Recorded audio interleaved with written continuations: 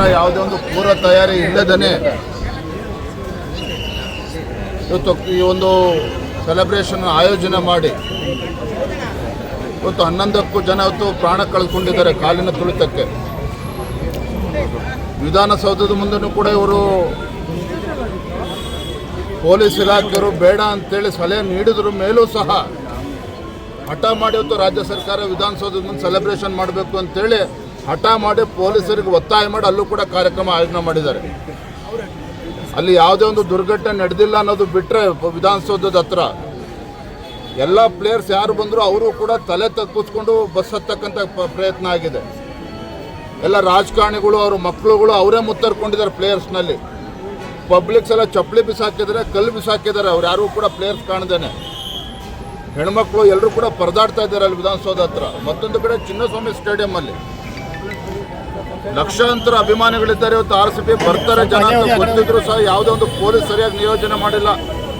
Ambulance ವ್ಯವಸ್ಥೆ ಇಲ್ಲ ಅಲ್ಲಿ ಒಳಗಡೆನೆ. ನಾ ಈಗ ತಾನೇ ಹೆಣ್ಮಕ್ಳನ್ನ ಮಾತಾಡಿಸ್ತಾ ಇದ್ದೆ, ಬಾಂಬೆಯಿಂದ ಬಂದಿರತಕ್ಕಂಥ RCB ಫ್ಯಾನ್. ಅವಳು ಅಳುತ್ತಾ ಇದ್ರು ಕೂಡ, ಕೆಳಗೆ ಬಿದ್ದು ಒದ್ದಾಡ್ತಾ ಇದ್ರು ಕೂಡ ಎತ್ತಕ್ಕೂ ಕೂಡ ಯಾರೂ ಇಲ್ಲ. ಅವ್ರ ಸ್ನೇಹಿತರು ಹಿಡ್ಕೊಂಡು ಪರದಾಡ್ತಾ ಇದ್ದಾರೆ. ಯಾವ ಗೇಟಿಂದ ಹೊರ ಬರಬೇಕು ಅಂತೇಳಿ ಮಾಹಿತಿ ಸಿಗ್ತಾ ಇಲ್ಲ. ನಾನು ಆಗ್ರಹ ಮಾಡ್ತೇನೆ, ರಾಜ್ಯ ಸರ್ಕಾರ, ನಾನು ಇವತ್ತು ಹೆಚ್ಚು ಮಾತನಾಡೋದಕ್ಕೆ ಹೋಗೋದಿಲ್ಲ. ರಾಜ್ಯ ಸರ್ಕಾರ ಇದನ್ನು ಭಾಳ ಗಂಭೀರವಾಗಿ ತೆಗೆದುಕೊಳ್ಬೇಕು. ಇದನ್ನು ಜುಡಿಷಿಯಲ್ ಎನ್ಕ್ವೈರಿಗೆ ಆದೇಶ ಮಾಡಲೇಬೇಕು ಮಾನ್ಯ ಮುಖ್ಯಮಂತ್ರಿಗಳು. ಇದನ್ನು ಸರ್ಕಾರ ಯಾವ ರೀತಿ ಜವಾಬ್ದಾರಿ ಎತ್ಕೋಬೇಕು ಅನ್ನೋದನ್ನು ಮುಖ್ಯಮಂತ್ರಿಗಳು ತೀರ್ಮಾನ ಮಾಡಲಿ. ನಾನು ಇವತ್ತು ಹೆಚ್ಚು ಆಗ್ರಹ ಮಾಡೋದಕ್ಕೆ ಹೋಗೋದಿಲ್ಲ. ನಾನು ಮತ್ತೆ ಮಾತನಾಡ್ತೇನೆ.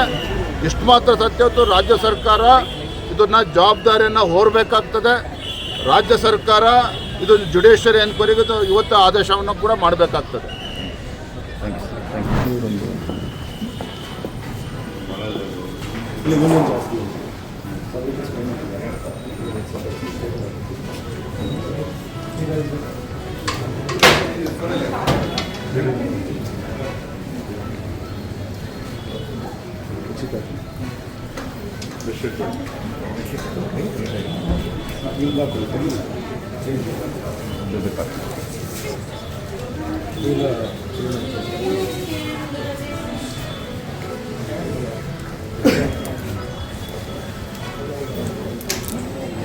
ಅವ್ರು ಎಕ್ಸ್ರೇ ಹೋದವರೆಲ್ಲ ಬಂದಿಲ್ಲ? ಇಲ್ಲ ಸರ್, ಬರ್ತಾ ಇದ್ದಾರೆ ನೋಡಿ.